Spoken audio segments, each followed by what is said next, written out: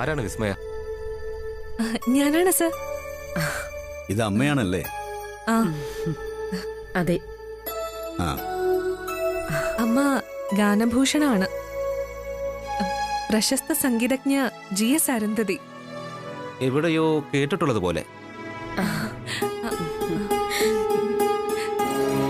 വിസ്മയുടെ ഒരു പാട്ട് മിസ്റ്റർ വിവേക് എനിക്ക് അയച്ചു തന്നിരുന്നു. മനോഹരമായ ആലാപനം. Thank you sir. ആ പാട്ട് ഞങ്ങൾ എല്ലാവരും കേട്ടു. അങ്ങനെയാ വിസ്മയെ കൊണ്ട് തന്നെ ഈ പടത്തിൽ പാടിക്കണമെന്ന് ഞങ്ങൾ തീരുമാനമെടുത്തത്. സന്തോഷം സർ. വിസ്മയ ഇതിനു മുമ്പ് ഏത് മൂവിയിലാ പാടിയത്? അവള് സിനിമയിലൊന്നും ഇതുവരെ പാടിയിട്ടില്ല. ഞാൻ വിട്ടില്ല. മാത്രമല്ല അവൾക്ക് മുമ്പ് താല്പര്യമില്ലായിരുന്നു. ഇപ്പൊ താല്പര്യമുണ്ടോ? ഇപ്പോ താല്പര്യം മാത്രല്ല, ആഗ്രഹമുണ്ട്. രാജീവേ അതിങ്ങോട്ട്.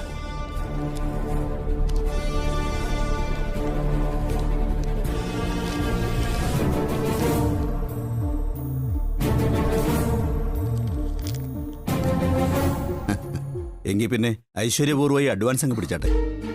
അയ്യോ സർ, ഒരു വിളക്ക് കത്തിക്കോ. വിളക്കിന്റെ മുന്നിൽ വെച്ച് ഐശ്വര്യപൂർവ്വം കൊടുക്കണം അഡ്വാൻസ്. ഇപ്പൊ ചെയ്യാം. വാ മമ്മി.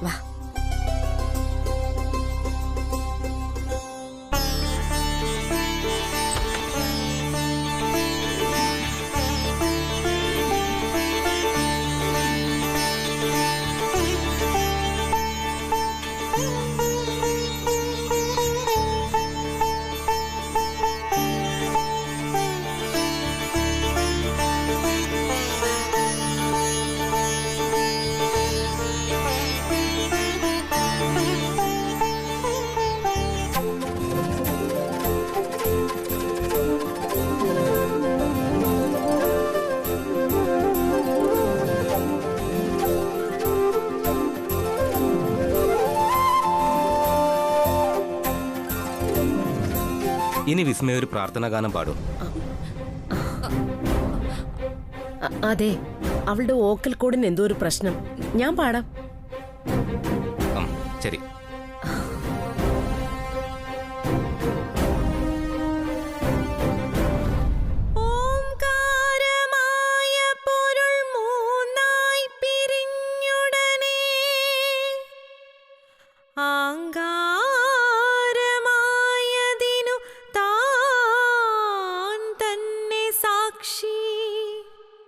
അത് ബോധം വരുത്തുവതിനാളായി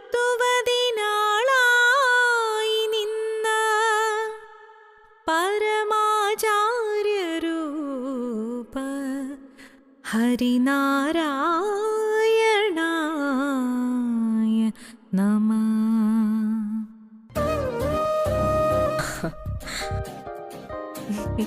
മോളെ ഐശ്വര്യമായിട്ട് വാങ്ങിക്കോളൂ.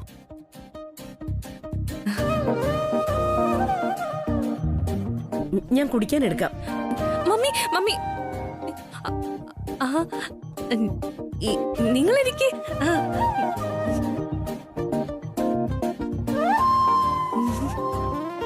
വിസ്മയ എവിടെയാ പാട്ട് പഠിച്ചത്? ഞാൻ സംഗീത കോളേജിലൊന്നും പോയിട്ടില്ല. മമ്മി പഠിപ്പിച്ചതാ. ഓ,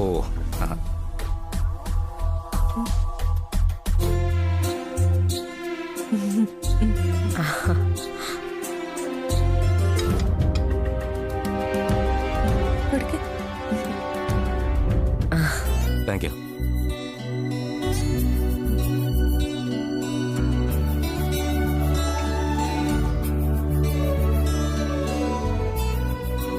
സർ,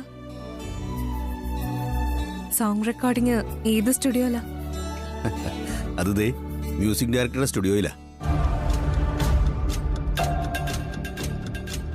എന്റെ സ്റ്റുഡിയോ കേട്ടിട്ടില്ലേ?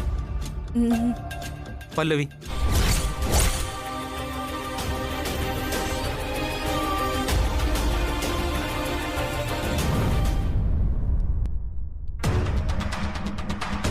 എത്ര അടിച്ചേൽപ്പിക്കാൻ നോക്കിയാലും പണം വാസുവേട്ടൻ കൈപ്പറ്റരുതായിരുന്നു.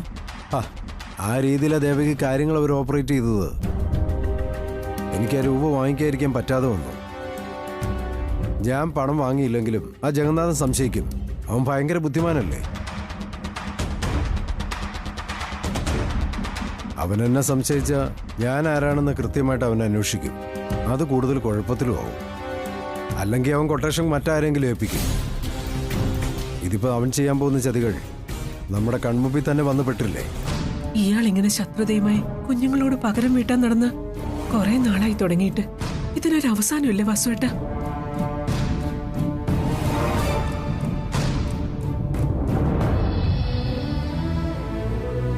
ദേവകി, ഇതിനൊരവസാനം ഉണ്ടാവണം, അല്ലെങ്കിൽ ഉണ്ടാക്കണം. അവനൊരുക്കുന്ന ചതിക്കുഴിയിൽ നിന്ന് നമ്മുടെ കുട്ടികളെ രക്ഷിക്കാൻ വേണ്ടിയാ ഞാൻ ഈ കരാർ ഏറ്റെടുത്തത്. അഖിമോനും ശ്യാമയും മാത്രമല്ല, ആ കുടുംബത്തിലുള്ള എല്ലാവരും നമുക്ക് സ്വന്തമാ, പ്രിയപ്പെട്ടവരുവാ, അല്ലേ? അവരുടെ എല്ലാം രക്ഷയ്ക്ക് വേണ്ടി എനിക്ക് തൽക്കാലം ഇങ്ങനെ നിന്നേ പറ്റൂ. ജഗന്നാഥിന് ഇത് അവസാനിപ്പിച്ചില്ലെങ്കിൽ ജഗന്നാഥൻ അവസാനിക്കണം. വാസുവേട്ട, അമ്പലവാസിയായ എന്റെയോ തന്റെയോ ശൈലിയല്ലിത്. കുട്ടികളെ തൊടാതിരിക്കാൻ എന്തെങ്കിലും ചെയ്തേ പറ്റൂ. എന്തെങ്കിലും ചെയ്യണം.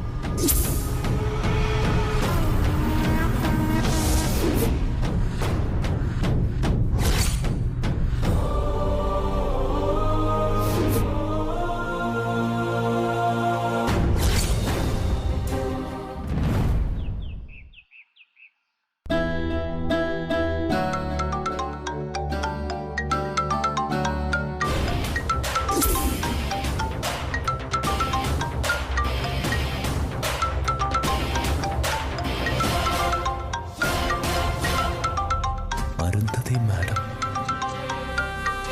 ഇവരെന്തിനാ ശ്യാമയെ വിളിക്കുന്നത്?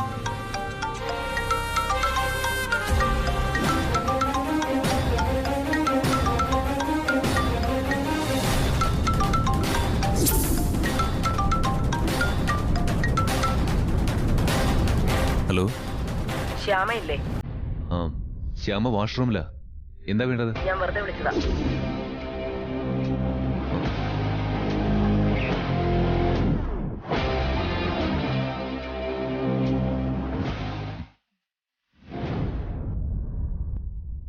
ആ, അരുത് തന്നെ വിളിച്ചിരുന്നു.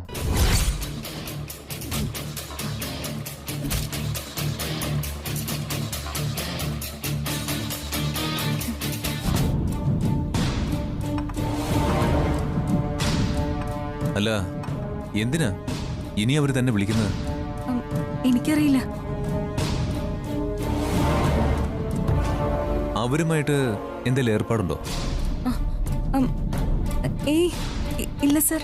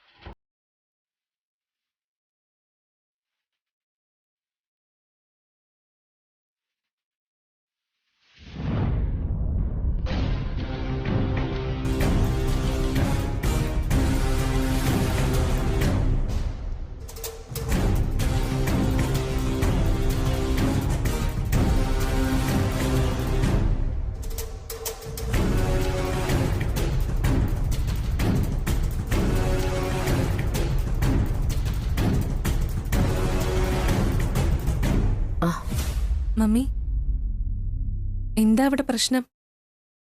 അവളെന്താ ഫോൺ എടുക്കാതിരിക്കുന്നത്? അവള് കുളിക്കുവാണെന്ന്. ആ പെൺകോന്തനാക്കില ഫോൺ എടുത്തത്. അവന്റെ ഒരു മുടിഞ്ഞ ജാട. പ്രശ്നമാകോ മമ്മി? ഇനി ഒരാഴ്ചയുള്ള റെക്കോർഡിങ്ങിന്. മോളെ, മോള് പേടിക്കാതിരിക്കേ. മമ്മിയില്ലേ കൂടെ? മമ്മി, ഇത് നിസ്സാര പ്രശ്നമല്ല. ആ സിനിമയുടെ പ്രൊഡ്യൂസറൊക്കെ വലിയ തിമിംഗലങ്ങളാ. നമ്മളെ വഞ്ചിക്കാണെന്ന് മനസ്സിലായാലേ അവര് നമ്മളെ അങ്ങ് വിഴുങ്ങിക്കളയും. അവളെങ്ങാനും വാക്ക് തെറ്റിച്ചാലുണ്ടല്ലോ ഇതാകെ പ്രശ്നമാവും. വാക്ക് തെറ്റിച്ച കൊല്ലും ഞാൻ അവളെ. അങ്ങനെയൊന്നും വരില്ല. എന്റെ മോള് സമാധാനായിട്ടിരിക്കും. എനിക്കൊരു സമാധാനവും ഇല്ല മമ്മി. നമുക്ക് അവർ അഡ്വാൻസ് തന്നതാ, എഗ്രിമെന്റില് ഒപ്പിട്ടും കൊടുത്തതാ. ശ്യാമയ്ക്ക് ജീവനുണ്ടെങ്കിൽ അവളെ കൊണ്ട് ഞാൻ പാടിച്ചിരിക്കും. എന്തായാലും നമുക്ക് എത്രയും പെട്ടെന്ന് ശ്യാമയൊന്ന് കാണണം.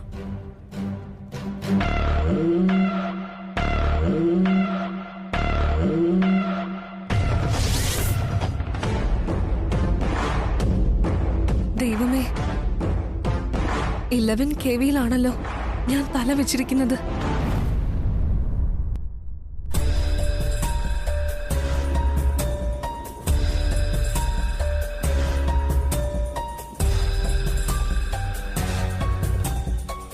ഒരു തരത്തിലല്ലെങ്കിൽ മറ്റൊരു തരത്തിൽ, ഏത് തരത്തിലാണെങ്കിലും നമുക്ക് ടെൻഷൻ ഒഴിഞ്ഞ നേരവേ ഇല്ല.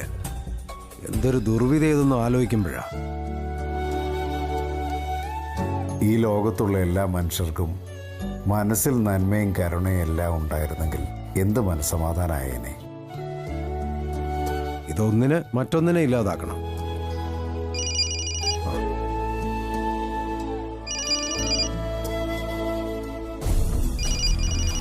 ഇതയാളാ ആ ജഗന്നാഥൻ.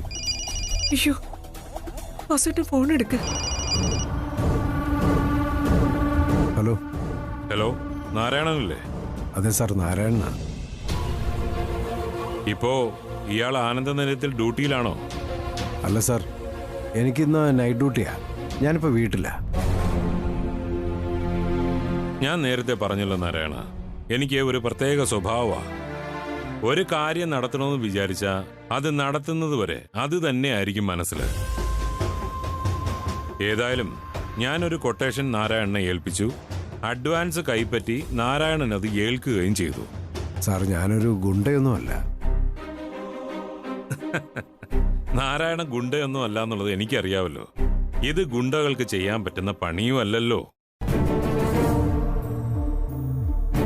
പിന്നെ ദുഃഖങ്ങളിൽ വച്ച് ഏറ്റവും വലിയ ദുഃഖം എന്താണ് നാരായണ? ദാരിദ്ര്യ ദുഃഖം. ദാരിദ്ര്യം മനുഷ്യനെ കൊണ്ട് എന്തും ചെയ്യിക്കും.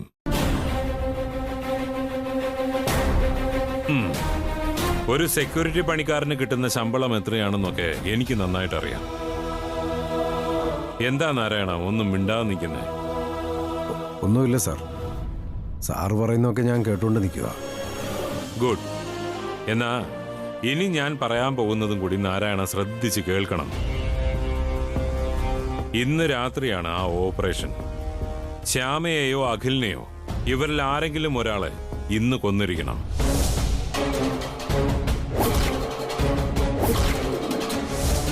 രണ്ടുപേരെയും ഒന്നിച്ചു കൊന്നാൽ അതിഗംഭീരം. അതിന് പ്രതിഫലം വേറെയാ. അവരെ കൊല്ലേണ്ട വിധം ഞാൻ പറഞ്ഞുതരാം.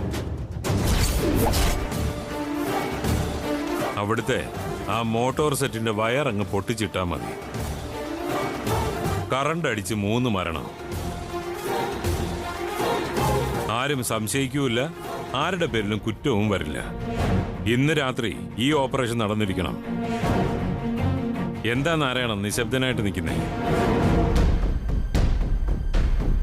സാർ, എനിക്ക് 1 മാസം സാവകാശം വേണമായിരുന്നു. ഏയ്, അതൊന്നും പറ്റില്ല. ഇന്ന് രാത്രി തന്നെ ഈ കൊലപാതകം നടന്നിരിക്കണം. വാക്ക് ലംഘിച്ചാൽ പെരുവഴിയിൽ ചാകുന്നത് നാരായണനായിരിക്കും. അത് മറക്കണ്ട. സാർ, ഏതായാലും തന്നെ സഹായിക്കാൻ ഒരാളെ കൂടി ഞാൻ അങ്ങോട്ട് വിടുന്നുണ്ട്. ഇന്ന് രാത്രി തന്നെ തന്റെ നേതൃത്വത്തിൽ ആ കൊലപാതകം നടന്നിരിക്കണം. ഓക്കെ?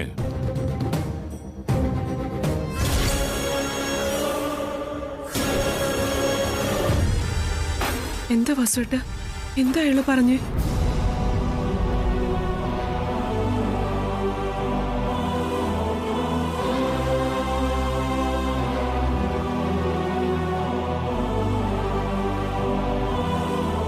നമ്മുടെ മക്കളെ ഞാൻ കൊല്ലണമെന്ന്.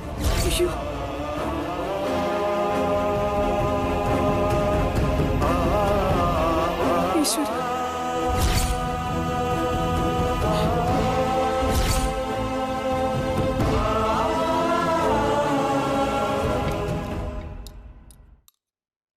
അമ്മ താങ്ക് യു മോളെ.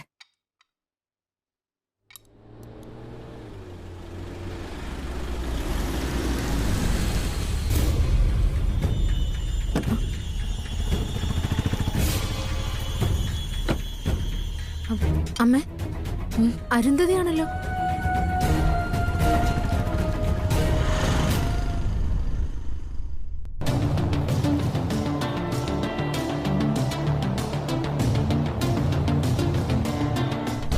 ആ അരുന്ധതി വരൂ,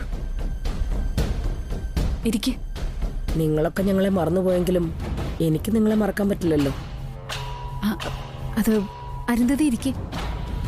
ഒന്നിരുന്നു പോയതിന്റെ ക്ഷീണം ഇതുവരെ മാറിയിട്ടില്ല ഐശ്വര്യേ. അന്ന് നടന്ന കാര്യങ്ങളില് ഞാനും ഐശ്വര്യം നിരപരാധികളാണെന്ന് അരുന്ധതിക്ക് അറിയാലോ. കല്ലറയിൽ അടക്കിയ കാര്യങ്ങൾ കുഴിച്ചെടുത്ത് പോസ്റ്റ്മോർട്ടം ചെയ്യാനല്ല ഞാൻ വന്നത്. സ്നേഹത്തിൽ കഴിഞ്ഞു പോയവരാ ഞാനും വസുന്ധരയും ഐശ്വര്യയും ഒക്കെ. മറ്റുള്ളവരെ വിട്ടേക്ക്. നിങ്ങളോട് ഞാനെന്തിനു പിണങ്ങണം?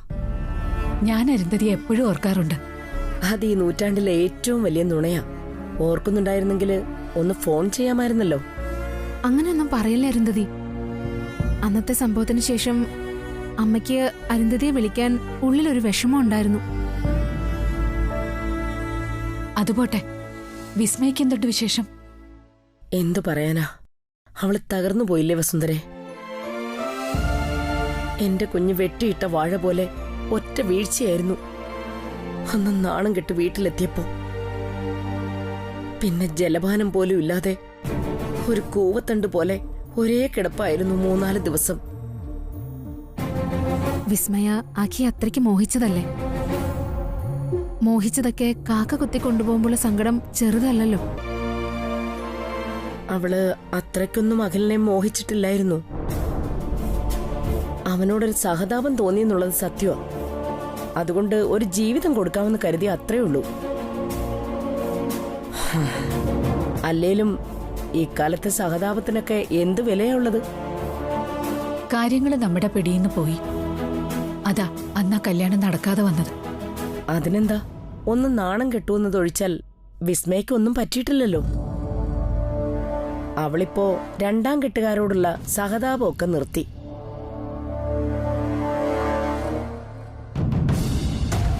പക്ഷേ വസുന്ധര ഇനി സൂക്ഷിക്കേണ്ടിയിരിക്കുന്നു. അവള് വസുന്ധരെ കൊല്ലാൻ വരെ മടിക്കില്ല.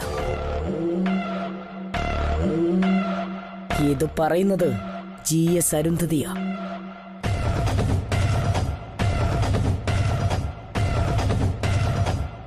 അല്ല, അവളില്ല ഇവിടെ? ഉണ്ട്, മുറിയിലുണ്ട്. അഖിലുണ്ടോ? ഇല്ല, അവൻ പുറത്തു പോയിരിക്കുക. എനിക്ക് അവളെ ഒന്ന് കാണണം. അരുന്ധതി, ഹേയ്, തല്ലാനും കൊല്ലാനും ഒന്നും അല്ല കേട്ടോ. തല്ലിയാലും കൊന്നാലും ഞങ്ങൾക്കൊന്നുമില്ല.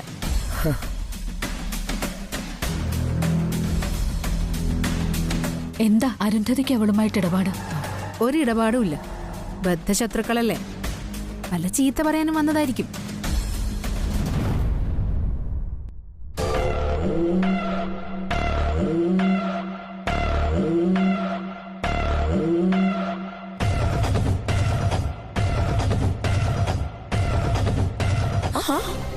വേണ്ട വേണ്ട വേണ്ട, നീ ഇരിക്കോ ചാരിക്കിടക്കോ എന്ത് വേണമെങ്കിലും ചെയ്തോ, എനിക്കൊരു വിരോധവും ഇല്ല. അമിത ബഹുമാനം കാണിച്ച് നീ എന്നെ അപമാനിക്കരുത്, എനിക്ക് അത്രേ ഉള്ളൂ. മാഡം എന്തിനാ ഇപ്പൊ ഇങ്ങോട്ട് വന്നേ? എനിക്ക് നിന്നോട് പറയാനുള്ള കാര്യങ്ങളൊന്നും പറയണ്ടേ? കാശ് തന്നിട്ട് പട്ടി നടക്കുന്ന പോലെ ഞാൻ അങ്ങോട്ടും ഇങ്ങോട്ടും നടക്കേണ്ട അവസ്ഥയാ.